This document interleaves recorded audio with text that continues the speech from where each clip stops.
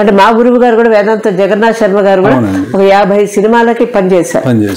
అంటే ఆయన నాకు నేర్పింది ఇందులో ఎంతవరకు పెట్టారు అన్నదే నేను చూస్తూ ఉంటాను. మేబీ అవన్నీ నాలో అంటే ఆయన దగ్గరే నేను శిష్యరికం చేశాను కాబట్టి నాకు ఎక్కువగా ప్రభావితమైంది మా గురువు గారి వల్లే. ఎలాగో గురువు గారి గురించి ఆయన గురించి వచ్చింది కనుక మీరు ఎక్కడ పుట్టారు, మీ నేపథ్యం ఏంటి? అంటే నేను పుట్టింది కర్నూలు అండి. అంటే అప్పుడే మద్రాసు నుంచి విడిపోయింది ఆంధ్రప్రదేశ్.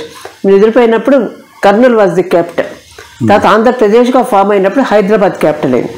కాబట్టి అక్కడే నేపథ్యం అంటూ ఏం లేదండి. కాకపోతే మా అమ్మగారికి చాలా ఇష్టం. అంటే ఈ మద్రాసులో ఉన్నారు వాళ్ళు, కాబట్టి అక్కడ కల్చరల్ యాక్టివిటీస్కి పెద్ద పీట వేస్తారు. కాబట్టి ఆవిడకి ఎప్పుడు ఆడపిల్లలు పుట్టాలి, వాళ్ళని కళాకారులు చేయాలి అని ఒక ఇష్టం. దానివల్ల మా అక్కకి భరతనాట్యం, నాకు కూచిపూడి. అంటే దిస్ వాజ్ మై చాయిస్. అంటే ఆవిడ అన్ని కళలకి పరిచయం చేశారు. తర్వాత she left the choice to us. అంటే whichever you start but you should not leave it, you should success. అంటే చిన్న ఏజ్ నుంచి అకాడమీ లెవెల్ దాకా యూ హ్యావ్ టు వర్క్. అంటే దాంట్లో బాగా కృషి చేయాలి.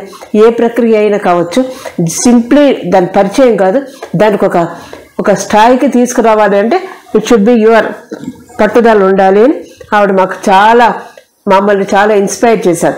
దాంతో మేము ఎంతమంది గురువులైనా కూడా ఒక గురువు దగ్గర మొదలు పెడితే ఆ గురువు దగ్గర మనం కంటిన్యూ చేయాలి, ఆ గురువుకి పేరు తీసుకురావాలి, దాంతోపాటు తద్వారా మనం కూడా పేరు తెచ్చుకోవాలి అనేది మా అమ్మగారి కోరిక.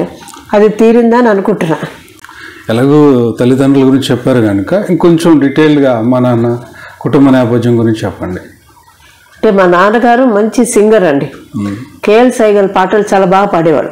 మా అమ్మగారు కూడా సింగరు, కొంచెం రైటింగ్ కూడా ఉంది. అది కూడా దాని నుంచి కూడా నేను కొంచెం పుస్తకాలు అవి వచ్చాయి, నావి కథల సంపుట్లు వచ్చాయి. నేను కొంచెం ఈ షార్ట్ స్టోరీస్ కొంచెం రాస్తాను. మా సిస్టర్ డాన్సరు ఉమా గాయత్రి, నా పేరు ఉషా గాయత్రి. కాకపోతే మేమంతా కూడా అంటే ఇప్పటికి కూడా 24 అంటారు కదా ఫ్రేమ్స్, అవన్నీ కూడా చూడాలి. ప్రతి ఫ్రేమ్లో వెనక కష్టపడే వాళ్ళు ఉంటారు. ఆ కష్టం మనం గుర్తిస్తూ, అంటే వాళ్ళు ఎంత కష్టపడితే ఆ స్థాయికి వచ్చారు అన్నది మనం కూడా వాళ్ళని దృష్టిలో పెట్టుకొని కష్టపడాలి. కేవలం నేర్చుకొని వదిలేయకూడదు అన్నది మా అమ్మగారి కోరిక. అంటే ఏదైనా అలాగే చూడాలి అని, ఒక సినిమా చూసినా కూడా అన్నీ అలాగే చూడాలి. అంటే వాళ్ళు ప్రతి వెనక కృషి ఉంటుంది. ఆ కృషిని మనం తీసుకోవాలి అన్నది మా అమ్మగారి కోరిక. అలాగే నేను అలాగే ఇన్స్పైర్ అవుతూ ఇవాటికి కూడా అలాగే చూస్తూ అలాగే ఆ దాన్నే పట్టుకొని ఇప్పటిదాకా ఈ స్థాయి దాకా తెచ్చారని అనుకుంటున్నాను.